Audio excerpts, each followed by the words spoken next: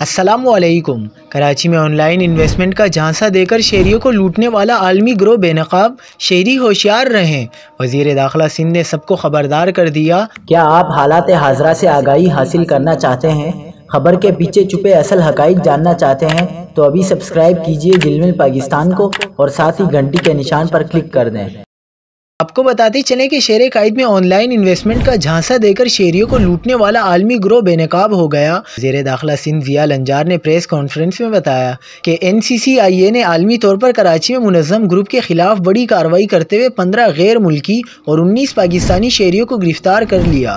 वज़ीर दाखिला सिंध ज़िया लंजार का कहना है कि मुलजिमान ऑनलाइन इन्वेस्टमेंट का झांसा देकर शहरियों को लूटने में मुलव्विस हैं। मुलजिमान सोशल मीडिया पर क्रिप्टो करेंसी और फॉरेक्स में सरमायाकारी का झांसा देते थे। वज़ीर दाखिला सिंध ने बताया कि गिरफ्तार अफराद में 2 खवातीन भी शामिल हैं। मुलजिमान क्रिप्टो करेंसी और फॉरेक्स में सरमायाकारी का झांसा देते थे। शहरियों को जाली लॉगिन दिखाकर इन्वेस्टमेंट पोर्टल का यकीन दिलाया जाता था।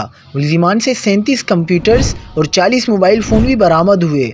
मुलजिमान से 10,000 से ज़ायद मोबाइल सिम्स और 6 गैर कानूनी गेटवे एक्सचेंज बरामद किया गया है।